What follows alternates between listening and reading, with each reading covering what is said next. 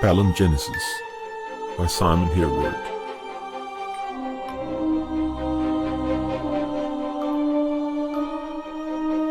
Book 2, Darkening Tide.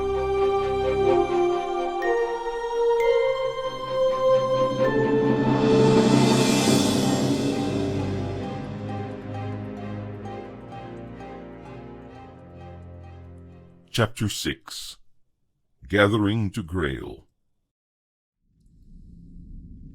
The black bread was more than 3 days old, and hard as the stone walls of his cell.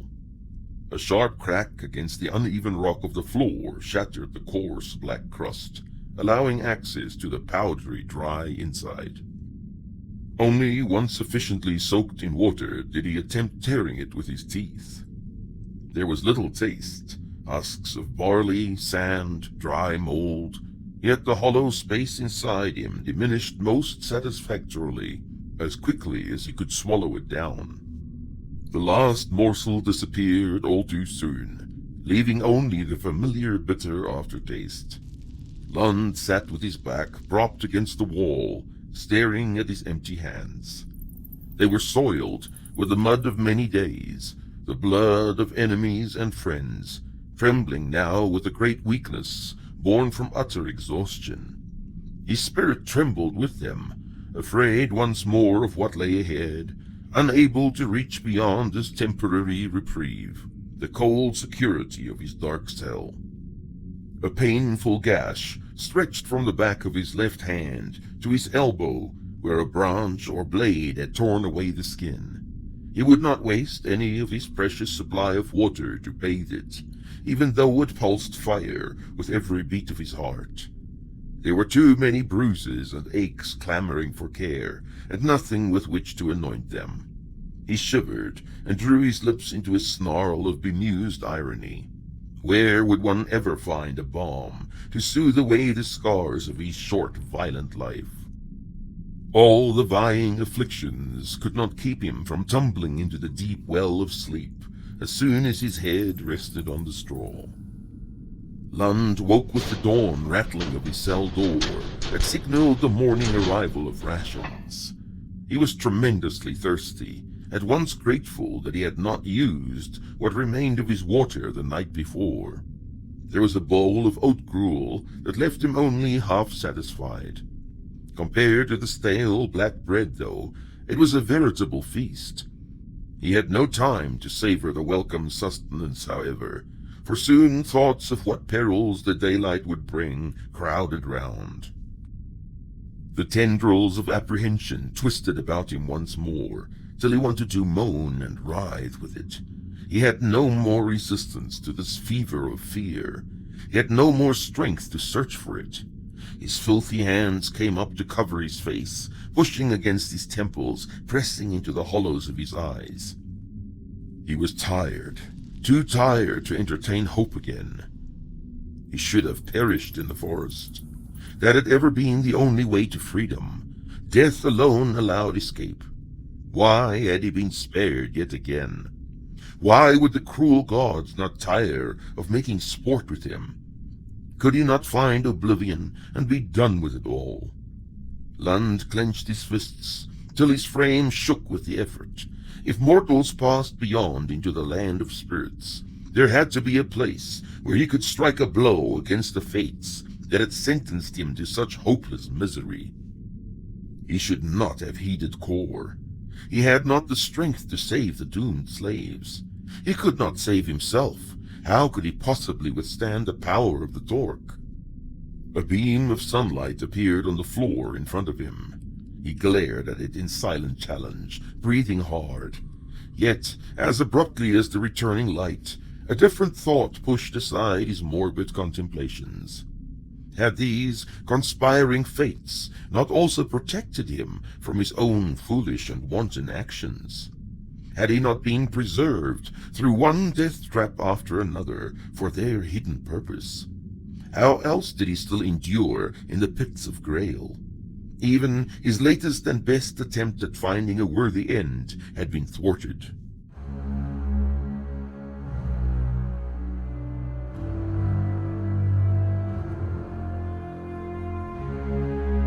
For one who believed so fervently in omens, the Lord of Graille had to admit to himself that he had paid them scant regard ere taking up his position here 4 seasons before. From the first encounter with these damnable slaves, he had been compromised, his brilliant rise to power curtailed, undermined, and ultimately shattered. Had he merely been unfortunate? Or had the tenacity and cunning of these wretches been too much for his skills? How else could he have been so devastatingly overtaken by misfortune? It mattered little now. The Great One had arrived, and a reckoning was at hand. What could he present in his defense? Graille itself testified against him, with its blackened ruins and makeshift comforts. Defeats had been suffered, the nobles subjected to humiliation and loss. No extenuating circumstance, no reasonable explanation offered, could redeem him in the eyes of his lord. Only victory and success ensured advancement. Only unfailing loyalty and sacrifice deserved reward. Could anyone have done better in his place? It mattered not. His was the head upon which all the blame would be heaped. He sighed heavily and turned his frowning gaze to one of the lower entrances of the arena. The surviving slaves, over 24, were being hounded in through it. They seemed no different to him, still pathetic in their helplessness, still flinching as the lash found its mark, still feeble and submissive. What magic could transform these creatures into the slayers who had wreaked such havoc among their superiors?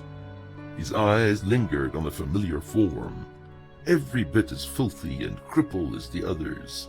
The fair-haired youth kept his eyes lowered, his manner subservient, but Zabran was not fooled by it. Here was the threat he had pursued to the line, the ringleader of the latest resistance without a doubt. He marveled that this boy could have caused so much trouble for him, even if his standing had already suffered an irreparable blow before the recent debacle. Now there would be a reckoning for all that mischief. The slaves were lined up in the center of the arena, facing the main platform. They were a miserable bunch, some standing with closed eyes, others blinking in the bright light. Their limbs were scarred and bloody, their clothing torn and tattered. Fear moved among them, uncertainty traveling down the wretched line, till not one looked at another for encouragement or sympathy. They were hardened and tenacious, these slaves. Time wore on. Zabran found himself fidgeting, nervously awaiting the moment Horan would appear, the moment of rebuke, of shame and degradation. An unreasonable anger stirred inside him at this delay. It was a deliberate ploy of his master. Would he have to sweat it out like the cursed ones paraded before him? Was he now abased to the level of these animals? Was his sin so great that it would banish him forever from the favor of his master? He lowered his eyelids against the growing light, despising the warm touch of the sun on his body. Impatiently, he motioned to a servant to move the shading canopy into place. He set his jaw in determined resignation. If the master meant to humiliate his transgressing servant in the presence of the slaves, there was little he could do but bear it. What would be his punishment? The question revolved in his mind. Would it be the spilling of his blood? Certainly not. At worst, he would lose his command and be sent back to Munborg, his services and sacrifices forgotten and unrewarded.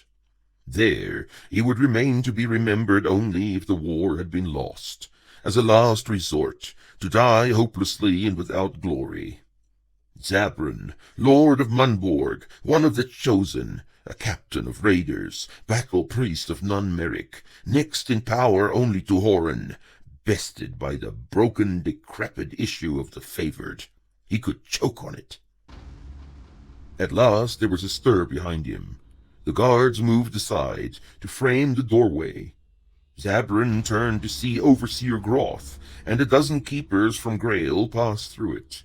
They hurriedly descended the stone steps into the arena, Their air was businesslike, servants under the watchful eye of their master. Groth hesitated on the platform, uncertain. His manner emphasized his discomfort. More shapes appeared, 8 gray-clad and hooded figures who took up their station behind Zabrin. He felt the odd pressure, a tightening, like a band stretched round his temples.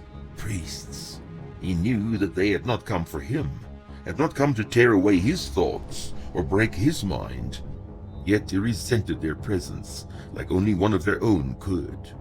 The message was clear. He would not be required to aid the master. He was not to be trusted again. A shout went up from the guards as the lank form of Horan Inranag appeared. He was covered in a long, loose garment of sable. An armored bodyguard strode on each side and 2 more behind. His eyes darted this way and that, beneath a frowning brow, and his mouth was set in disagreeable lines. Heads bowed instantly. Zabrin felt the raking gaze pass over him. He forced his lips to part. My lord, welcome to Graille. There was no response, no command to rise. Once again Zabrin waited, clenching his teeth. Deliberate moments passed. A rustle of cloth signaled that the master had turned away. What was he up to? The cold, haughty voice descended on the bowing men. Lord Groth, rise and follow. The chief overseer hesitated, but did not dare disobey or express surprise. The footsteps shuffled off in the direction of the steps. There, in front of the priests, Zabrin felt the flowering of impotent anger, the sudden urge to shake his human form and throw himself unreservedly to the primal rage inside the feeble prison of his flesh. He suppressed it out of habit, swallowing the bitter humiliation. No word, no sign. He would not receive an acknowledgement or even a reprimand. He would not be missed. Around him the men straightened up. Already those closest to him were edging away. He stared down into the arena, ignoring them. The slaves were spaced evenly, 2 paces apart, unchained, but their hands tightly bound in front. Horan halted 10 paces away. Slowly, his gaze swept from one end of the line to the other, lingering on each slave in turn. He flung his voice at them like a lash, viciously. You are the seed of the favored, the progeny of weakness, the claim of a dying, failing lord.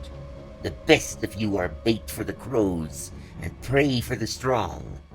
I have sworn to eradicate all of your kind, to remove your taint from this world forever, to be free of you. He paused, staring.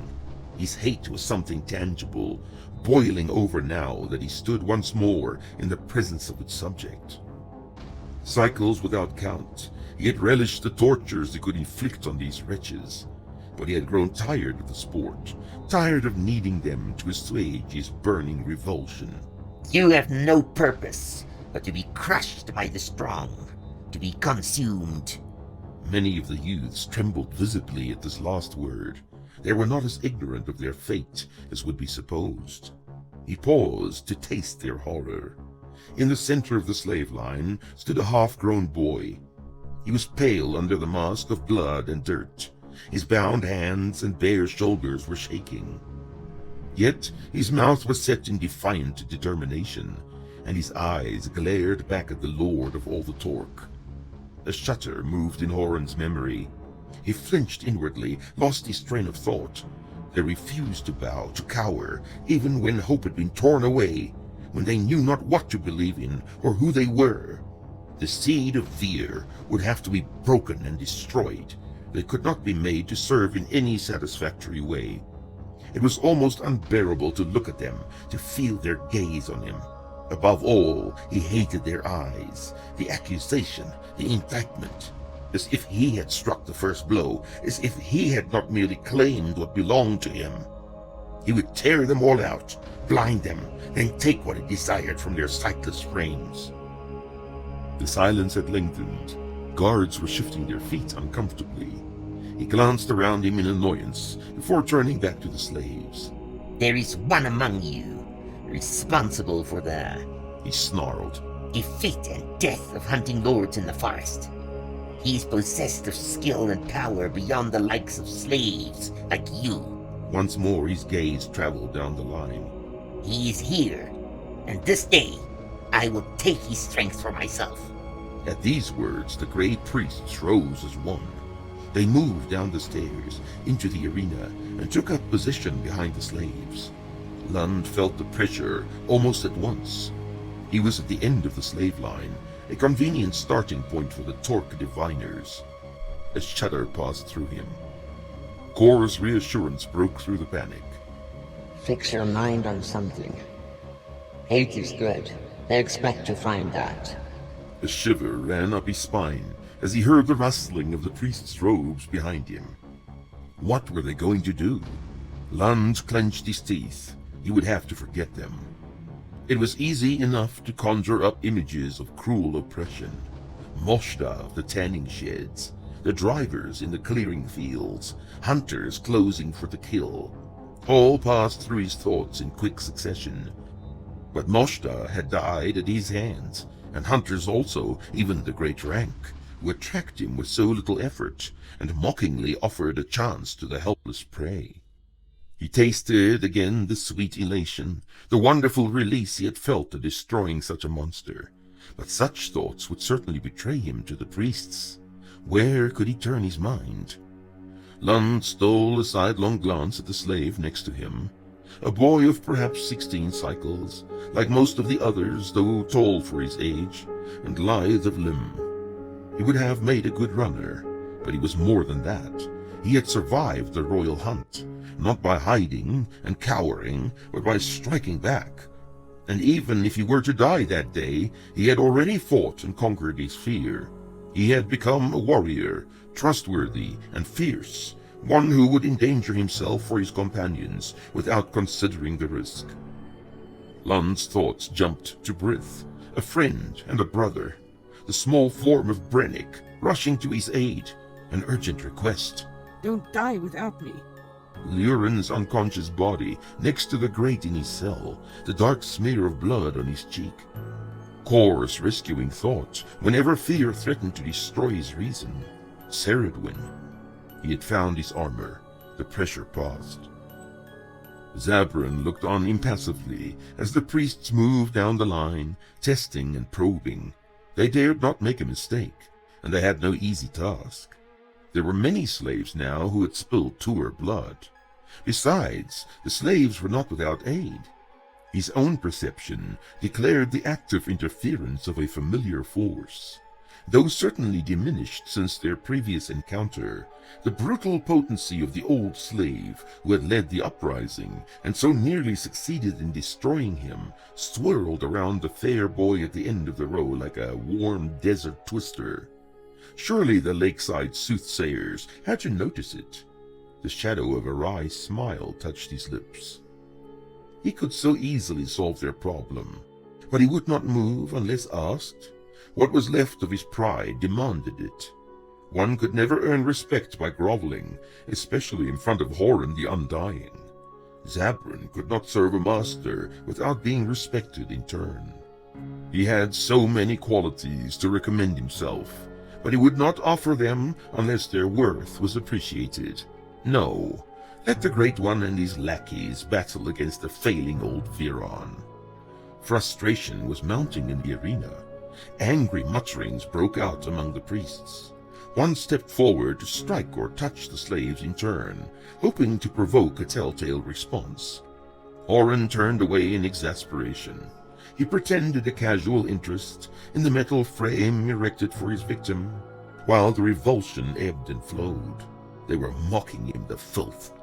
Their inability to admit defeat and give up, their stubborn, futile refusal to submit. He did not know how much more of it he could stand. Why not take them all? One by one he would...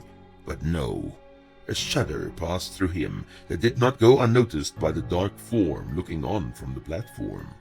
Quickly, he suppressed a cringing memory, a dark moment in the Belruth Hills, the perfection of his plot, defeated by an accident, and the weakness, like a poison ingested, impossibly potent, tearing at his control, his reasoning mind. It was supreme folly to risk making another mistake. Lund struggled to control the trembling of his limbs. Something dragged at his mind, a new threat and an old memory. Across the burn, perched in a tree, armored malice sneered at him. Irresistibly, his gaze was drawn to the platform, to fix itself on the solitary form stationed there. Kor's thought was strained. The one on the platform. The pale master of Graille. He knows. Lund tore his eyes away with great effort. His breathing was labored. Why would the Torque not speak and end this silly game? Why would he hold back? Groth turned to stare at his former master on the platform. He risked incurring the wrath of the Great One, this he realized, but they were at a deadlock. Tentatively, he cleared his throat and bowed before Horan, as low as his bulky form and stiff armor would allow. Your Excellence, may I offer a suggestion? Zabrin wiped the grin off his face. Anticipation knotted his stomach. Now his moment would come. He would be asked to aid the priests, to point out what they could not find. He gave a slight nod in the overseer's direction. It was a mistake. Horan looked up at that moment and saw the exchange. He threw back his head and forced a laugh. His voice betrayed something of his frustration as he hissed, Do not waste my time. We have enough entertainment as it is. Zabrin laughed painfully within himself. So he had become an embarrassment, a creature of ridicule. Fair enough, he thought. He would no longer play by any rules but his own. If he was dispensable now, his knowledge and secrets would remain his own. Let the Great One struggle by himself for a while. He felt a little quiver of pleasure. Just when had he lost his faith? How had he slipped from such devotion to be devoured by doubt? He remembered a moment of weakness, an unheeded thought concerning the motives of the Great One. How he had trembled at the possibility then, leaning on the brink of disaster. Now he was an apostate, a secret heretic. The thrill of it almost made him gasp. Groth was shaking his head. While remaining in a respectful position, he raised an arm in Zabrin's direction, palm downwards, as if warding off the possibility of requesting his aid. He had quite a different suggestion to make. Well? Horan's face had become expressionless. Even his tone indicated irritation. Your Excellence, should we not force them to point him out? Horan motioned the overseer closer. He turned away from the slaves and spoke under his breath. Would you trust them to give him up? They know they are doomed. Behind them, a priest had Brith by the throat, forcing his head up. He glared into the slave's eyes. Groth shrugged. They know it, and they fear for only one thing now, the manner of their death. Let me work on that fear. Horan did not reply immediately. His face was passive while he thought it over. Then he nodded abruptly. You understand these slaves, Lord Groth. The chief overseer nodded in return. He spun away to face the slaves. There would be no more silliness. At last, the kind of action that he could initiate would take precedence. Groth's voice boomed out. There is your leader. He looked round at the silent forms. The one who points him out will receive a quick death. All the others will be flayed alive, here and now. He waited for the meaning to sink in. You have permission to speak. A few tense moments passed. No one moved. Lund shifted his weight. Would there be one to betray him for a merciful death? The priest released Brith and glanced at him. Keep your eyes on the ground. Let your shoulders droop. Groth changed his tactics. If the leader gives himself up, all the others will die quickly. To help you decide, we will start with the flaying right away. He motioned the guards to take hold of Brennick. Lund struggled with himself. What did it matter now? They were all going to die this day, and he could ease their torment. Whatever Kor had intended for him would not come to pass anyhow. No one could survive now. It was foolish to let the others suffer for his sake. He raised his head and lifted his arm. Before he could speak, there was a stir among the slaves, and a voice rose from among them. A youth he did not know stepped forward. I am the leader. All eyes turned towards him. Oren straightened up, his eyes drawn to slits. Another voice rose. No, I am the leader. Head swiveled in confusion. Brith stepped forward, raising both arms as if to silence the pretenders. Thank you, men, but it is no use. I will give myself up. There was a protest at his words as others clamored to surrender themselves. Hands rose on every side to claim the leadership. Groth swore and spat on the ground. He glanced at Zabrin, who was careful not to let his amusement show on his face. Then he thundered above the din. Silence! He raised his whip. The next one to make a sound loses his tongue. The slaves froze, bowing their heads. Groth glared at them in disgust, breathing heavily. He turned away to bow once more in Horan's direction. He would not be so easily thwarted. My lord, there are men present who fought these slaves in the forest during the royal hunt.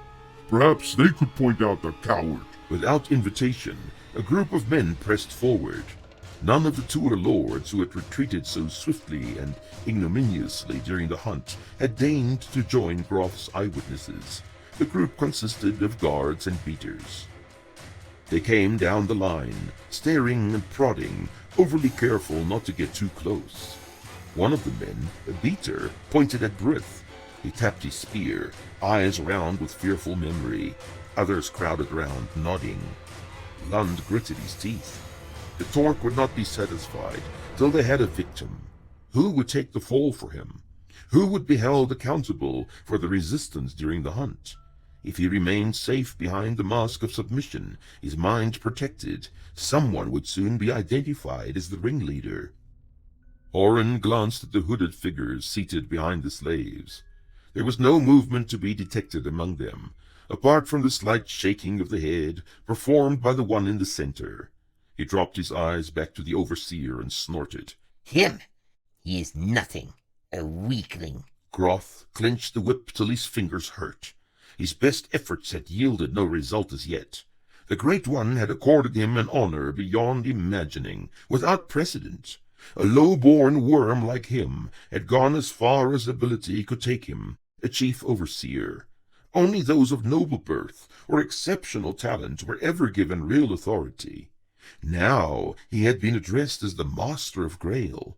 It was a dizzying prospect, never dreamed of, but now it had materialized, it inflamed him with a desire to please. That the lordship of Graille and his sudden elevation would cease with the eradication of the slaves never entered his mind.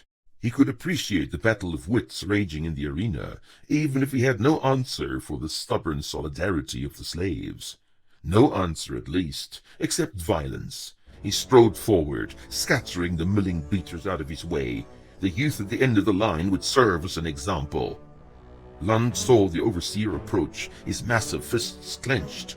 Had he been compromised? The whip snaked back. A band of fire flared over his left shoulder, tearing a gasp from his mouth. Strong fingers gripped his throat, almost lifting him off his feet. The Torque thrust his face an inch from Lund's, glaring into his eyes. His tied hands brushed against the hilt of Groth's sword. Every muscle in his body tensed. If this was to be the moment of his death, the Overseer would not survive him. Groth! Oren's voice, now devoid of ceremony, cut through the tension. Don't spoil him yet. The Chief Overseer flung Lund away from him like a rag. He turned and walked away, coiling the whip as he went. When he reached his master, he had regained his composure. Oren seemed suddenly disinterested. There is time enough. Keep them. Put them to work. They will slip sooner or later. He turned impatiently. Mark them with the iron. Watch them closely. We don't want any to disappear, do we? That same afternoon, the band of slaves were dragged from their cells and chained together. Each one carried a mark from the branding iron on his right upper arm, a smarting seal reserving them for the Great One's appetite. At least the present discomfort of this branding would bring less of the lash than the brutal beatings to which they were accustomed. Their rations also seemed to improve in quality and quantity over the next few days. They were to survive, after all, at the specific direction of the greatest of all the torque. Their special status did not mean that they were exempt from toil, though. The fallen walls and beams of Graille had to be salvaged for an undisclosed purpose. All the slaves remaining in the town were banded together with the 28 survivors to perform this labor from dawn to dusk, and sometimes into the night, if the overseers believed an arbitrary quota had not been met. Groth would visit often, breathing threats of violence, swaggering and swearing in his usual way. He did not carry the customary whip, however, a sign that he had taken Horan's reprimand to heart. Most disconcerting was the regular arrival of a priest who would linger throughout the day, quietly observing the goings-on, pretending little interest and much boredom. Even though he realized the threat these gray-clad individuals posed, Lund found it hard to concentrate on keeping them out of his thoughts while fatigued or struggling with large pieces of masonry. How they never discovered him could only be attributed to Kor's unceasing vigil. The slaves did not communicate by sign or sound, even when left alone over a cold bowl at noon. Lund did not dare catch anyone's eye, difficult as it was. The game was on, everyone knew it, and the tenacity that had carried them through the hunt would have to hold for them now. Of Zabrin there was no sign. Some speculated that he had been exiled back to where he had come from, but Lund knew better. Kor still felt the presence of the destroyer, even if he was subdued and sulky. The mystery of his silence regarding Lund continued, and did nothing to soothe the latter's bowstring-tight nerves. 10 days of back-breaking labor yielded a good supply of stone for building, as well as enough timber to roof a small fortress. Sufficient rubble had been cleared for a sizable square to appear in the middle of Graille, adjacent to the present temple. The fogs of Greycost had given way to long, cold rhyme-song nights. Oddly enough, many of the slaves were grateful for the hard, physical labor, for the extreme strain warmed them while the weak sunlight provided little heat. They received regular additions to their normal rations to keep them in good shape. Wounded and bruised limbs healed once more, emaciated bodies filled out. The cutting of the stones began. There were real craftsmen on the site now, and for the first time Lund realized that the whole operation had some purpose other than to occupy their time. Measurements were exact, and the cutting had to be done with precision. There was fine work, too, chiseled forms and symbols, faces in the stone. Then the digging commenced, the moving of old foundations, till the square became a massive pit. Others were thrown in to help, dozens of beaters to cart away the frosty soil, the broken shale and limestone beneath, complaining as they went. Priests moved about like vultures, apparently stirred to more vigorous action by the impatience of their master. Their mood was foul, their temper short. Groth stopped coming to the site entirely. By the end of Rhymesong, rumors spread that he had gone south to bring the remaining Vran to Graille.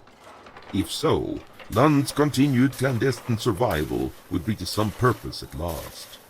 When the clearing slaves arrived there, it would mean the end of the farming, the plantations, the industries. There would be no more reason for keeping slaves. If Kor had calculated correctly, the hour for annihilation was close at hand. Lund woke to a strange sensation. It was the first day of frost flood, and bitingly cold. He drew the thin blanket close about him, burrowing into the straw. Despite the sobering thought that he would soon have to venture out of his cocoon into the chill of another morning, he was serenely and unaccountably unperturbed. In place of the numbing pressure, the need for tight control of his waking thoughts yawned an emptiness, a haven of silence. Perhaps the priests were all still asleep at this hour. Perhaps they had enjoyed a long evening of wine and song, and had relaxed their vigilance for once. Whatever the reason, he savored the moments of clarity. There was no sensation of Kor's protection either. Had he gone to sleep as well? How pleasant it was to be free of the constant struggle. not to be the contested ground of battling priests. Could he now dare to think about anything he desired? He rolled over, feeling uncommonly well. Something had changed, more than could be explained by the ceasing of the subversive probing of the priests. Brith offered an explanation as soon as they were surrounded by the clinking hammers and chisels once more. Have you not heard? The great Torque has left, and he has taken the Grey Ones with him. At first, Lund shuddered at the risk of communicating in the open, but Brith seemed well informed, for there was not a priest in sight. Had they given up? That could not be possible. Brith's mood seemed too cheerful to entertain his next somewhat morbid thought. Either they have found you out, or they picked the bravest among us branded ones instead. Would that be you, Bruce? Me? There's no chance of that. I am the biggest coward. That's why I still breathe. Besides, did you not hear the Great One's opinion of me? Were you not there when he called me a nothing, a weakling? They decided my worth in the arena on that first day. Glad I am of it. You will not be chosen then. There was a hesitation before the sobering reply came. No, I will not, but a better man will. No escaping it, thought Lund to himself. The mark on his arm long since ceased to bother him, but its significance had not diminished. The group was separated for a special horror, their fate determined by the whim of one who hated them without measure and wielded power over more than their flesh. He struck the chisel a resounding blow, ruining the stone beneath. Brith's eyes widened. Careful. If you do not mind the whip of an angry overseer, at least remember it is my fingers that hold the chisel in place. Lund scurried to shove away the cracked stone before it was noticed. He was heaving another one into place when he noticed Brith's inactivity. His irritation melted away when he looked in the direction the other was staring. At the far end of the square, a line of wagons had appeared. They were piled high with all manner of oddments, frames, furniture, casks, implements, heaps of vegetables or hides, rolls of undyed cloth. In a while, Lund was sure the entire farm clearing had to be entering into Graille. He even spotted a baker's oven, complete with barrels of charcoal and long-handled scoop. The seemingly endless procession of newly made wagons and carts was passing by, rough, solid wheels churning a groove in the upturned soil. In itself, the train was a sight to behold, moving past at a steady pace, pushed on by the teamsters to close the slight gaps that had opened between the groups of 3 or 5 or 10 or 20, in scale something they had never seen before. But to the staring pair, with forgotten tools still held at the ready, the numbers did not impress nearly as much as the manner by which the caravan had crawled its way into Graille. The vehicles were not drawn by oxen or beasts, but by hundreds of children. Lund gripped a heavy mallet, struggling within himself. Some of the little ones over whom the lash played so liberally could hardly have 5 or 6 cycles. They were worn out and desperate. Here and there, an open place in the makeshift harnesses protested the rough handling and unreasonable haste of the drivers. And why would they drag all the baggage of their ages of slavery with them to this place of death? Did they not know that their road ended here? That they would have little use for chairs and churns and rope flax? But of course, they would not have been told what lay in store for them. It was easier to control the masses of slaves if they believed the move to be to their advantage. They would go to see the mysterious city of the Torque, to be employed there, to live in houses of stone, away from the cruel, hard fields, the endless fleshing of rotting hides, the darker horrors of the tanning yard. Behind him the guards were stirring, having gaped their fill at the horde invading their workplace. Soon the whips would break the spell of inactivity and bend their backs over the stone once again. Lund dropped the mallet to get a better grip on the block. There was no need to draw attention to himself. He motioned to Brith to give a hand. They were stonecutters today, hard at work. Tomorrow would make new demands. Kor had been right all along. The Vran were coming in droves, lambs to the slaughter. Lund had been preserved for this hour.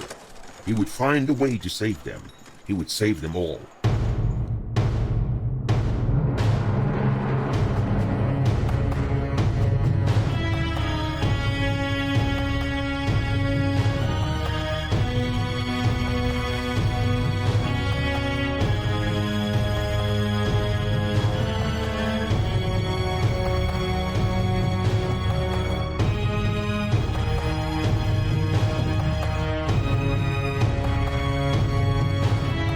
Thor returned to him 2 days later, still frail and faded, but with renewed urgency. The feeding pits. They cannot kill so many thousands in the arena. The Ronings have been starved for many days. Ronings. Lund felt the prickling rushing up his spine. Beasts with an appetite for killing, much greater than merely for meat. The armored reptilian monsters swarmed in various shapes and sizes in a hell of their own on the lowest levels of the feeding pits.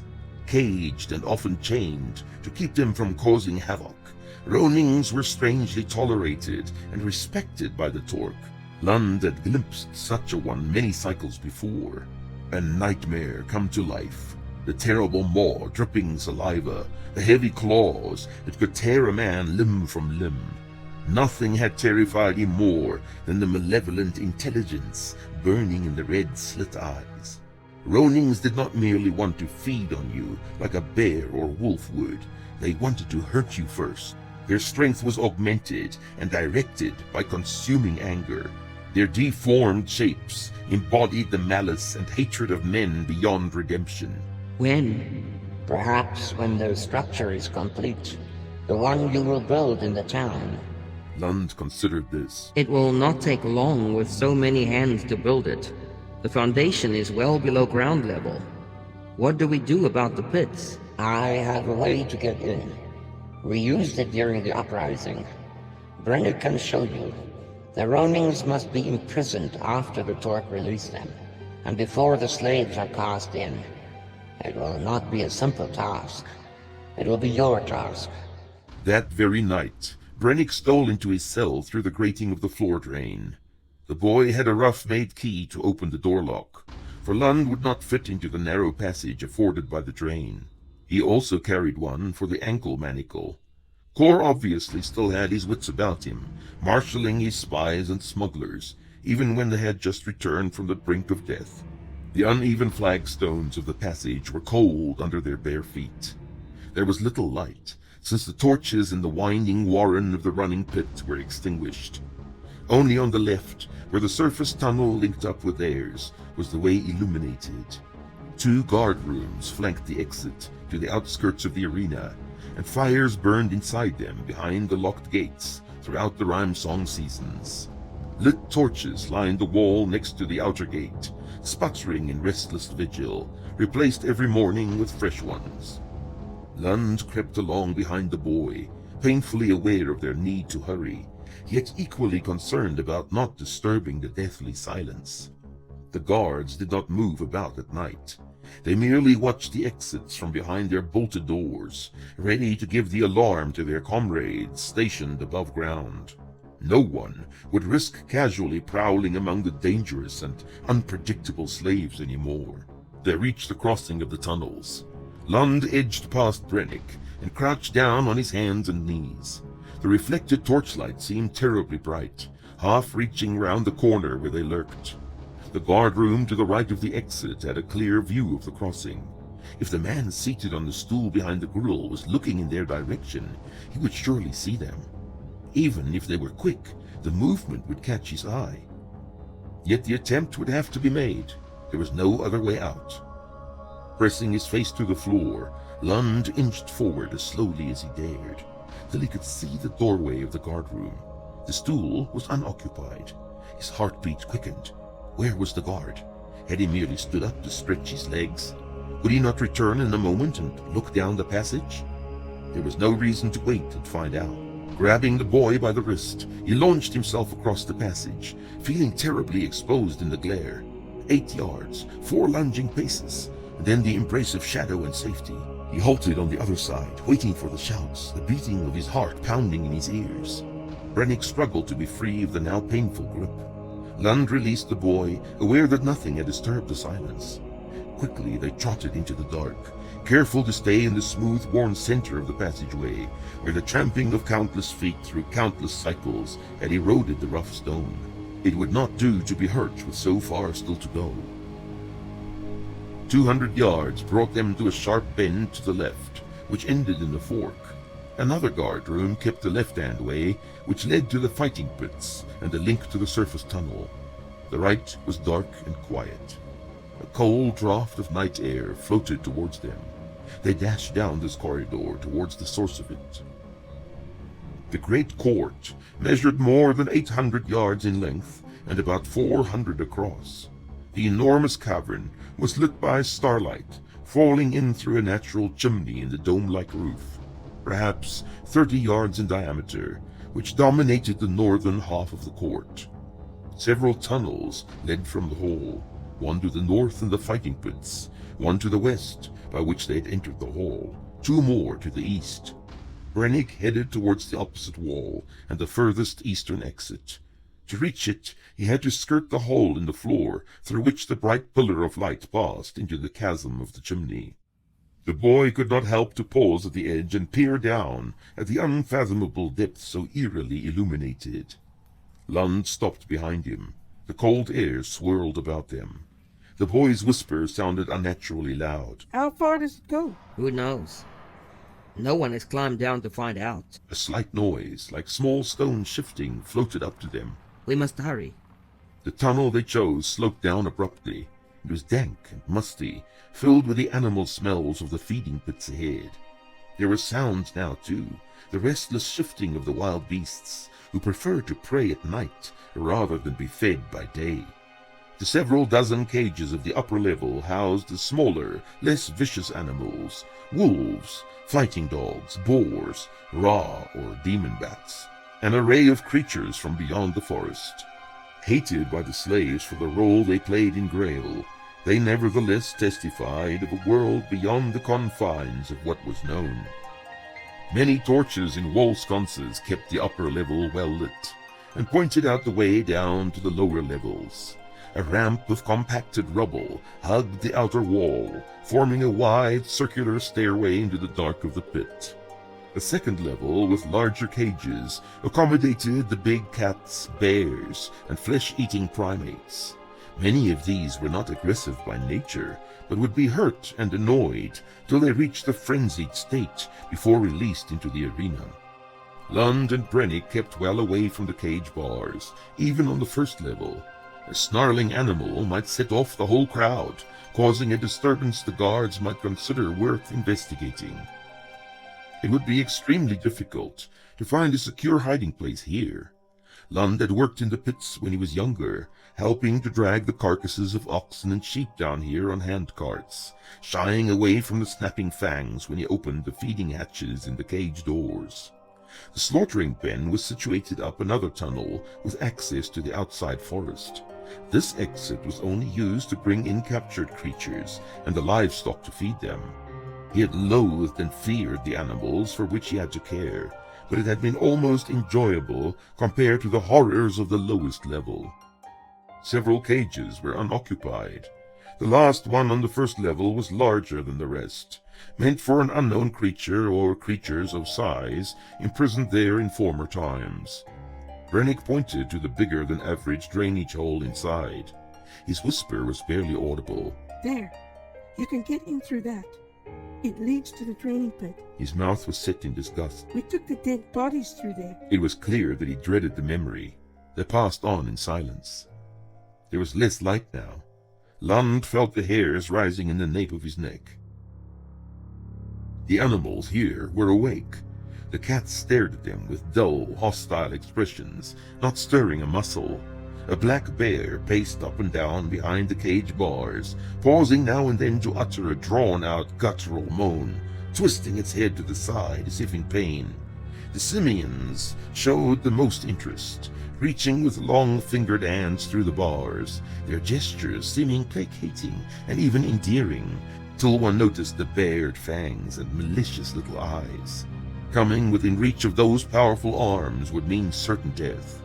Lund jumped as a large ape slammed into the bars, shrieking. He looked into the creature's eyes, recognizing the wild rage of the condemned captive. The boy next to him was breathing shallowly, open-mouthed, trying in vain to control his fear. Lund touched his shoulder, thinking of what was to come. The bottom level of the pit had been enlarged to twice the size of the great arena in Graille. The cages were large, thrust into the recesses round the rim, with thick bars and heavy chains, roning pens.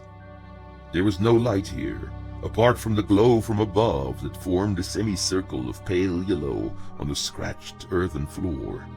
The stench was terrific. The beasts preferred killing their own meat, and the floor was littered with bones and half-rotten skeletal remains of men and animals. The dust, anointed so often with fresh blood, had congealed into a thick brown scale, broken here and there by the heavy footfalls of the residents. All the terror of his early days in Graille pressed in upon Lund. Only the might of the destroyer surpassed that of these monsters. Their armored bodies imprisoned relentless hatred and anger. He knew that these beasts had some relation to the Torque, but that the latter kept them hidden away here out of shame, and not because they considered them useful. The creatures could not be controlled without many precautions and safeguards, and would turn on their handlers as easily as attack their designated prey. No one could cow them into obedience by threat or the infliction of pain, for they had the will and obstinacy of men, and though they had lost their humanity, a certain base cunning remained, an awareness of human motives and fear, and a very specific resentment towards those who possessed still what they had forfeited. In silence, they peered out at the intruders entering their realm. Graille was trembling visibly. Lund whispered into his ear. Is it far still? Do we have to enter the pit? The boy turned his wide eyes on Lund. I have been here before. At the back, where the cave narrows. I could crawl through. It widens after a bit. Then there are more tunnels and a large cavern. It is not far, but through there. He motioned in the direction of the dark recesses and their occupants. Lund gently pushed him forward. Quickly now. Don't look at them. I am here with you. Graille nodded and bit his lip. He lowered his gaze to the floor and set off at a trot. Lund felt the terror settle over him like a shroud. All the eyes were fixed on them. How could he be sure that all these creatures were firmly shut in? One could be lurking between cages, watching them approach. The 100 paces to the edge of the light seemed to last forever. As soon as he entered the dark, he saw them. They were crowding the bars, red eyes staring fixedly at the prey passing through. A sudden weakness crept into his legs. He passed his tongue over dry lips. A mass of claws scraped over iron as one touched the bars of his cage. He heard their breathing now, a throaty gurgle of air, deep and menacing. Graille ran right up to the furthest cages. There was a gap barely discernible from a distance between two of the larger ones. It seemed that they would pass within range of the hulking shapes inside. The boy cringed as he came up to the narrow passage. He slowed to a walk.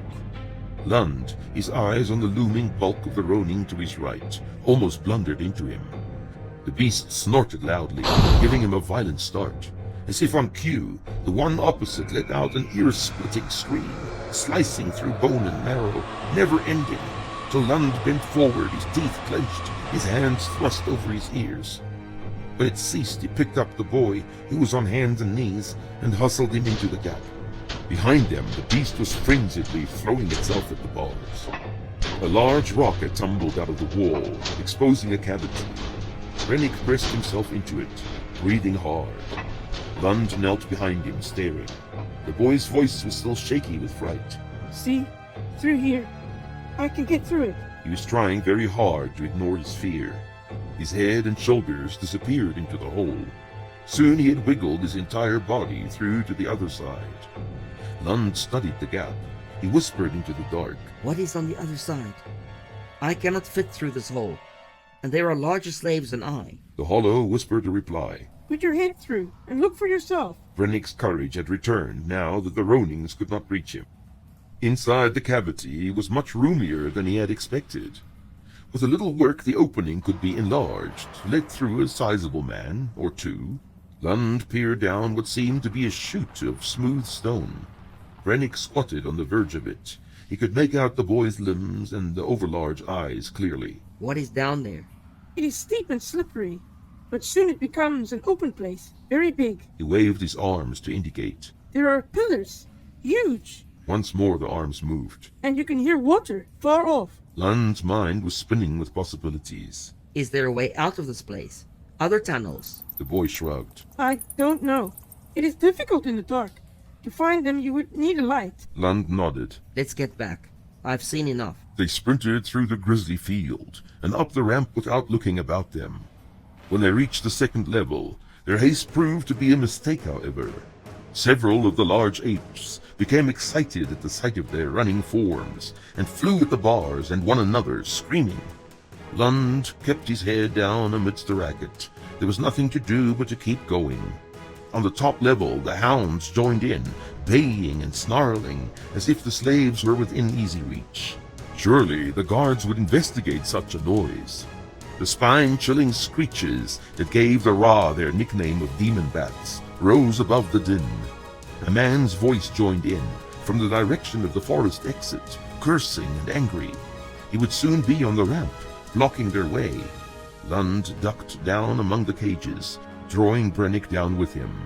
Close by, yellow eyes appeared behind the bent bars of the nearest cage. A large black wolf raised its hackles. Lund studied the catch of its cage door. There was no lock, only a pin. Drawing the boy behind him, he pulled it out and swung open the door, keeping it between him and the animal. There was little hesitation on the part of the wolf. It snarled a warning at him and leaped through the doorway in an instant. The guard was alone, walking down the ramp towards the dogs. He was raking the bars with a large club as far as he went, shouting obscenities at the uncomprehending beasts. He never saw the wolf till it was too late. Crazed by its long captivity, the animal charged straight past him towards the scent of fresh air and blood, and away from the horror below. The man swung his club far too late, striking only air in the wake of the fleeing wolf. He was astonished enough to be struck dumb for a moment. Then he howled with rage and set off up the ramp in pursuit. Lund bent the pin by wedging it between two bars and dropped it on the ground. Keeping a tentative eye on the northern doorway, through which the guard had now disappeared, he slipped up the ramp as quietly as he could. The dark tunnel to the great court was a welcome sight, and once inside it, the wild beating of his heart slowed at last. Round the chimney they went, up the passage to the fork, through the lit section past the guard room in a rush. The empty cell was just as he had left it. They had not been discovered.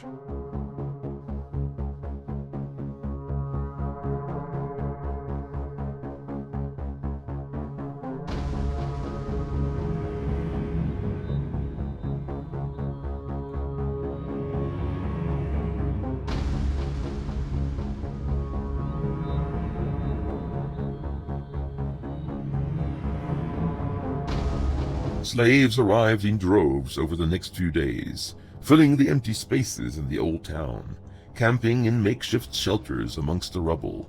The little ones lay down in huddles like dogs to keep from freezing. Greenwood fires strove desperately to keep out the rhyme-song chill at night, creating a pall of smoke that only dispersed by the noon watch of the following day. An eerie silence reigned among the canvas structures of this new village. Not a child cried out in its sleep. No conversation ebbed and flowed. No advice or instruction was asked for or received to create a little order in the apparent chaos. The inhabitants, great and small, moved about with clenched lips and the customary frown of misery. Their eyes alone spoke, large and uncertain, of fear and longing and a deep suspicion haunting every heart. The able-bodied were put to work on the building site. Lund watched them, the young children with their calloused hands and striped backs, The shriveled old men sent back from the mines to the farm clearings to live out their usefulness there, the look of resignation or despair on every face. 1,400 slaves replaced the 80 beaters who had been forced to assist in the building, but they crowded the site to such an extent that little work could be done. Before the day was out, the feeble and the weak had been driven off with curses amidst a violent altercation among the overseers. The Torque building masters were not happy with the situation. So many of the despicable Vran crawling about the place made them nervous and disagreeable.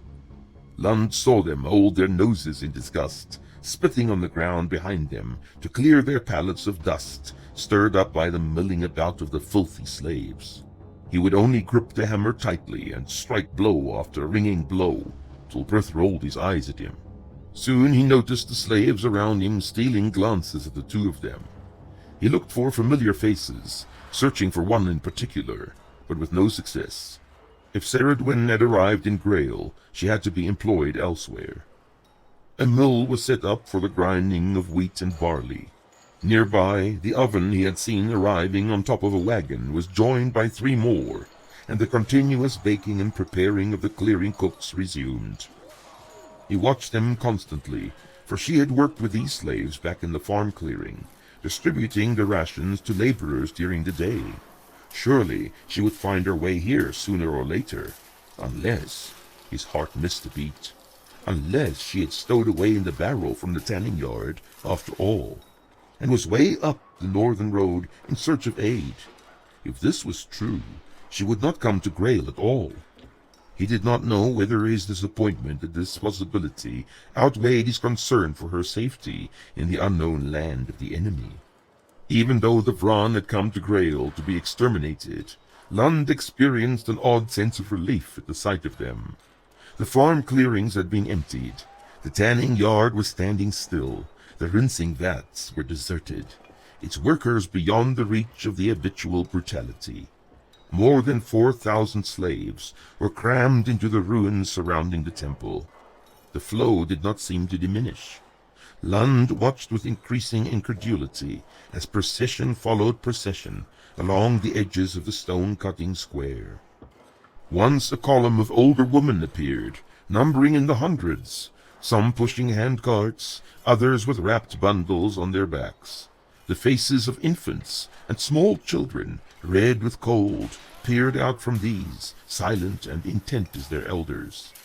After the noon watch came the mothers, more than 1,000 women from the breeding pits, selected for their hardiness and physical aspect, each tied to a specific male, since the curse would not allow healthy offspring if a second man should touch them. Lund had often thought of the curse as a blessing for these women. It prevented them from being passed from one man to another like the Southland trollops, assuring them a husband of sorts, even when they could not choose who that first man would be. With a little shock, he wondered whether his mother was among them. If she were, he could find out who his father was. But it was a silly thought. If she was indeed still alive, she would not recognize him. And how would he recognize her? They parted when he had but a cycle or two. Lund kept looking out for the men to follow, but the group passed without the sight of any such. Certainly the men from the breeding pits, perhaps 200 in number, would be the best specimens of their race. Grown to maturity, healthy and well-fed, these outranked the fighters in worth. They would certainly be able to find a way of preserving their people. The possibility lifted a heavy weight from Lund's shoulders. He imagined the hidden strength, the agile mind and the leadership that would reinforce the beleaguered slaves at these critical moments, and sighed with relief. This time it would be more than just a hopeless, bloody uprising. It would be a masterpiece of strategy. The longed-for fathers, the elders of his people, would arrive. It was Brith who brought the bad tidings to him on the morrow. Hundreds of new faces were streaming past again, boys and broken men from the mines, with hanging shoulders and dragging feet, haggard and dirty, beyond caring. Brith's mood matched their appearance. They are all dead. The men from the breeding pits. Lund stared at him in shock. How? The Torque tried to poison them. Thought they would cause trouble later on. It didn't work, as they should have known. There was an uprising after that, but the slaves were unable to break out. In the end, most were killed by themselves in their cells. Brith looked at his hands, slowly rubbing the bruises and half-healed cuts. The next thought was a dejected whisper. The fathers will not come. Lund swallowed his acute disappointment. He looked away at the staggering figures passing by. Briefly, he touched Brith's arm. It seems we will have to be the fathers now. In silence, he marked the lines on the next block of stone. His thoughts turned to the woman he had seen the day before. Their men were dead, and so were their chances of bearing strong children again. They could be of little value to the Torque now. By nightfall, the trickle of slaves stopped. So many had arrived that it seemed Graille was populated entirely with Vran. He would have to get a final count before any strategy could be devised to save them. It was clear that no leader existed among these thousands. No one would take charge to attempt averting their horrible fate. Kor had warned him, and now the time had come. Over and over, Lund imagined the events unfolding. The hoarding of slaves into the pit, right to the bottom level. How many would they drive down at a time? 500? 1,000? Where would they keep the others? Close at hand, no doubt, so that they could hear the screaming.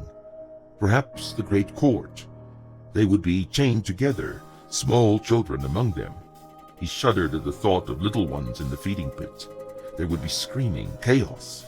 They wouldn't know what was about to happen. And then the Torque would bar the gates and turn the wheels on the second level. The chains would lift the heavy gates, and the Ronings would come out of their cages. That could not happen. Whatever he did, he had to prevent the monsters from being released. Else not a single slave would get away to the caverns below. The beasts would reach them first and block their escape. Their chains were long enough for them to move freely about the pit, but too short to allow them to move up the ramp to the second level. Of course, the chains were also there to prevent their flying out of the feeding pit and escaping to the surface. Not that he believed their stunted wings could support them any longer. None of these creatures had ever had an opportunity to use them as far as he knew, and their impotent flapping only allowed for extended hops across the stone floor. The gap in the wall at the back of their pit would have to be widened and kept hidden. The cavern below would have to be explored properly. He would have to find a way out of the great court for the thousands to be held there, and a way to hold off the keepers while they escaped. Somehow the Ronin cages would have to be sabotaged, and a distraction caused to occupy the guards. An image of the black wolf he had released appeared before his mind's eye. There was much work to be done. Lund paused to rest his aching muscles. Far above him, the night fog now completely obscured the stars. Wisps of stringy moisture flowed down the chimney, seemingly charged with light trapped within, painting the rocks and ledges with a slippery coating of wetness. It was dangerous work on such a night, but so little time remained that he had to risk it. He peered about him into the dark. His feet had found a wide ledge, releasing the strain in his arms and fingers. Crouching down, he pressed his back to the smooth, wet wall of rock. Across the chasm, the ledge was even wider, gradually working its way downwards for about 20 yards before petering out to a few faint footholds. The chimney seemed to widen here, the walls in deep shadow, before narrowing to a crevasse 100 feet down. Lund sighed to himself. There was no escape from the great court by this route, nor was there enough concealment for a decent hiding place. His eyes roamed one last time over the gaping darkness beneath the ledge opposite. He was about to pull on the rope round his waist to signal Brith and Brennick to take up the slack on his upward climb, when a sudden suspicion formed in his mind. Why could he not make out any feature at all below the ledge? Was the rock so coal-black as to appear invisible, or was there no rock at all? Lund tugged the rope twice. He needed to descend a little further. Brith's face appeared over the edge. He made a show of pointing to the rope and drew his hand across his throat. They'd run out. Lund considered the situation for a moment, and then loosened the slipknot and stepped out of the rope. A gap of 10 feet in the ledge yawned in front of him. He took 3 steps back and measured the distance. There was no room for error. He took a breath, rushed forward, and launched himself into the air. The slippery surface was almost his undoing.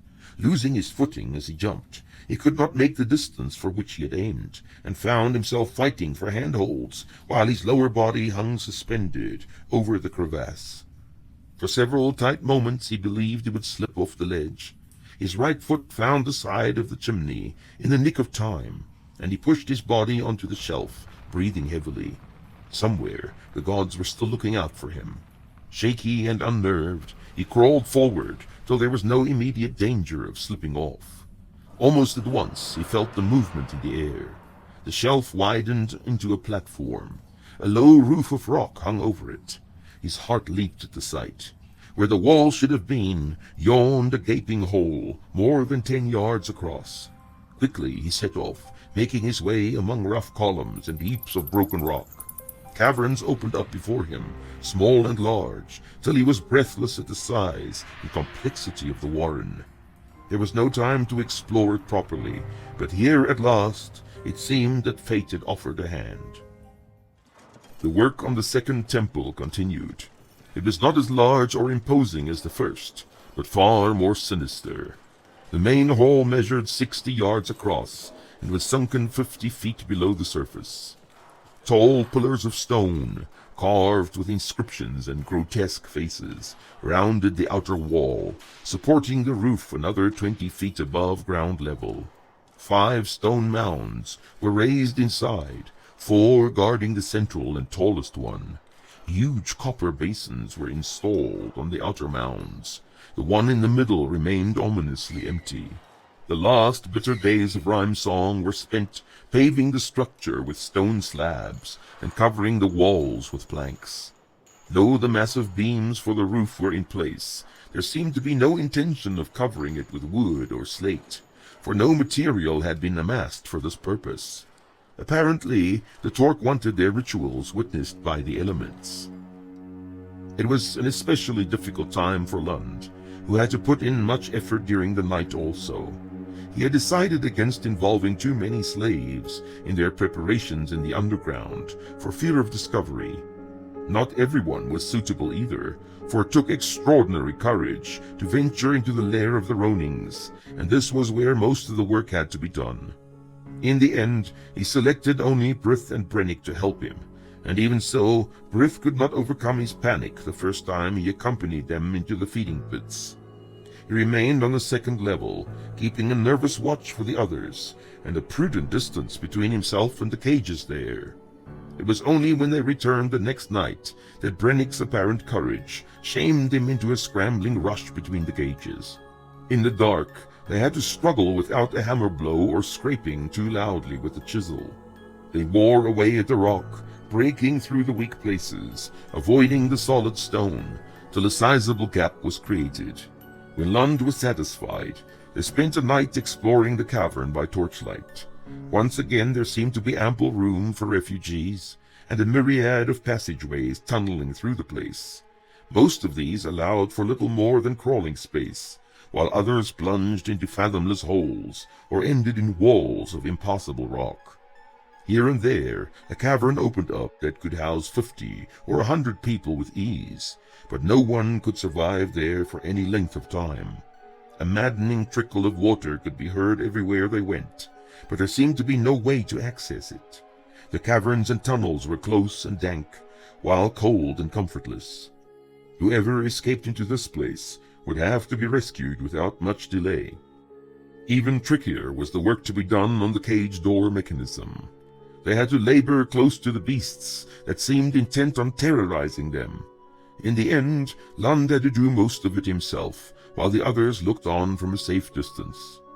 Once the work in the feeding pits was complete, more slaves had to be brought in to store as much food as could be saved and stolen in the caverns beneath the great court. Here the Vran would attempt to hold off the pursuit till they could break out or perish.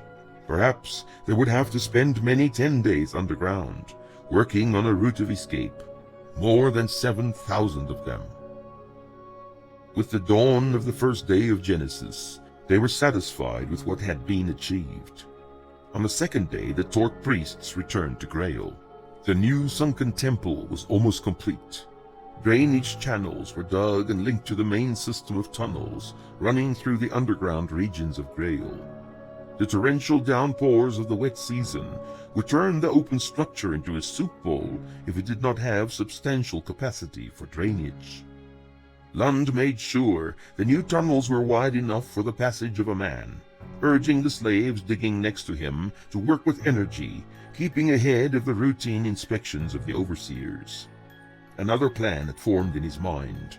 Every possible avenue to the outside had to be secured and noted before the time came to seal themselves below the surface.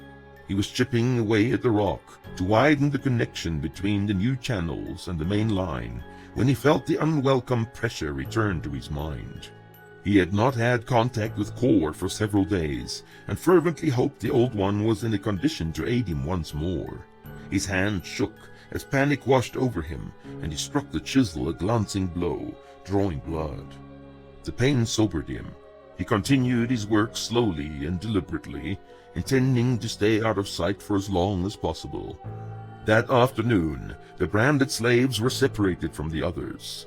Chained together in a line, they stood in the temple they had built, a dozen gray-cloaked Torque priests peering at them like so many insects. Lund stood more or less in the center of the line this time, flanked by Brennick and Brith. He could hear the boys swallow in nervous anticipation. Even when one had braved the terror of the Ronings, there was a cold threat surrounding these vulturine men that promised more than just a painful tearing of one's flesh. At first, there was little activity to indicate a renewal of their efforts at snuffing out the supposed ringleader of the slaves. For the assembled group, though, there could be no other reason for their gathering. The time passed, deliberately, stretching their nerves to the limit. The priests' heads turned at the slightest movement. The mere shifting of position seemed of the greatest interest to them. Yet it was little more than a game they were playing to intimidate what they already knew to be a tenacious and cunning prey. A single bark-like noise, short and sharp, slashed through the court. Most of the slaves started violently. 2 guards appeared, swinging a 3-legged pot between them. A pungent odor emanated from it. They passed down the line of Ran, pausing at each in turn to proffer a cup of the liquid contained in it. None of the slaves would drink it of their own accord, suspecting what the purpose of the draught could be. Their refusals were futile and short-lived. The guards merely laughed and dragged the first unwilling slave to a cutting block, suspending his outstretched arm over it. As soon as an axe appeared, he volunteered for the drink. Lund's apprehension grew as the procession advanced up the line. How could he avoid taking the concoction? The keepers checked whether the drinking cup was empty, and he could not spit out the liquid without them noticing. There was no way out. Core's thought had hardly been more welcome. Play along. They are trying to break your defenses. Don't be too concerned. I'm not taking any of that brew. But he was concerned. Putting that poison into his mouth, ingesting it. Would he not lose control? If he was discovered, should he not at least make an attempt to what? He was chained to the rest, unarmed, surrounded by enemies. There would be no final heroic struggle. Once more his life was entirely in the hands of the old man he had never met. He tasted a little of pitch, and a dark, bitter herb or root that was not in any way familiar. He held it in his mouth till it was impossible to hold any longer. When the brew passed down his throat, he half expected a sensation of some injurious nature to course through him, but the effects, if they were discernible, apparently needed time before they would manifest. Every slave had ingested the concoction by now. The guards took their leave, grinning to themselves.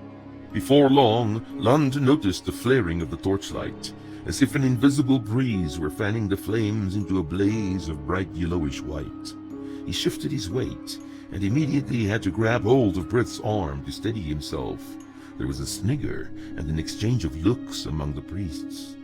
A newcomer entered, his hood thrown back, an old Torque, very pale, and his eyes shadowed and rimmed with red, inched his way down to the slaves, passed under their gaze, and slowly mounted the steps to the central mound. A diminutive figure scuttled along at his elbow, steadying him as he walked. Lund could not decide whether it was also a Torque, simply smaller in scale than the rest, or a race he had never seen before. As the two progressed, he found his gaze drawn inexorably towards them, as if he had become fascinated with the mundane task of moving from one point to another, and the reaching of the empty apex of the mound had become a terrible necessity. Something had changed. Next to him, Brith gasped, as if in pain. The bent-over figure stood above them, his shadow large and menacing. Lund was not sure whether time had elapsed between his last awareness of the place or not. Confusion unraveled his concentration. What was happening? Discomfort grew inside him, not merely in his mind as before, but a gnawing multiplied in intensity throughout his innards, till he doubled over in agony. His unraveled thoughts were filled with the torchlight. He was convinced the Torque brew had set his insides on fire. Panic gripped him, unreasonable, overpowering. Nothing mattered now, except the need to get hold of water.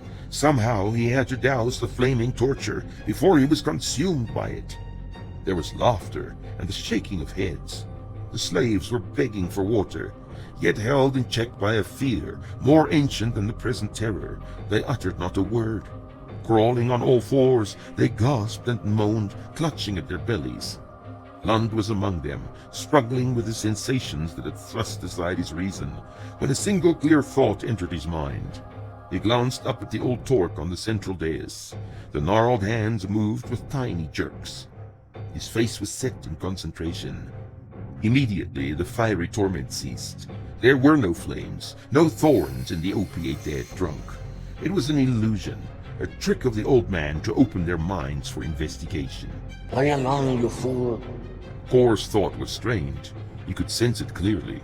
Lund obeyed instantly, once again crawling about like the others, uttering the hopeless moans, rolling his eyes in seemingly unbearable pain. It did not last long. The old Torque turned away abruptly. The priests moved forward towards him. The Vran were left panting and confused on the floor, staring about them uncomprehendingly. Lund glanced about him. Rennick was lying flat on his stomach, quivering like an animal. Brith sat hugging his knees, a dazed expression on his face. A guard moved forward, kicking them to their feet as he went along. Soon they were facing the mound again in a ragged line. The priests seemed sure of themselves. No doubt remained in their minds. They spoke in undertones, almost reverently, in the presence of their superior, acknowledging his skill and wisdom. When he moved forward to descend the mound, they parted before him, forming a guard of honor. Lund kept his eyes on the ground, but he could sense the approach of the horrible man, who seemed to be coming straight towards him. The drug still clouded his thoughts, but he remembered suddenly that Brith knew what had to be done to save the people. If Lund had to perish now, or be kept apart for some ritual, at least there would be an effort made to stop the slaughter. Others knew of the scheme. They could take his place. This ray of hope filled his mind, became his sanity as the hobbling footsteps approached. Yes, there was no doubt he had been discovered. Panic closed his throat. He could see the dwarf and its master from the corner of his eye. He would not show them fear. Whatever his fate, he would be defiant to the end.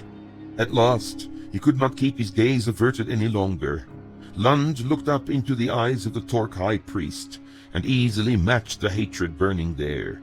The vile creature and his kind filled his senses, the smell of them, the tainting of the very air, till reasoning was overthrown, and fear was swallowed up in madness. A few more steps, and then the man had shuffled past, to halt in front of the exposed leader of the slaves. His tree-bark hand came free of the sleeve. The crooked finger pointed straight at Brith.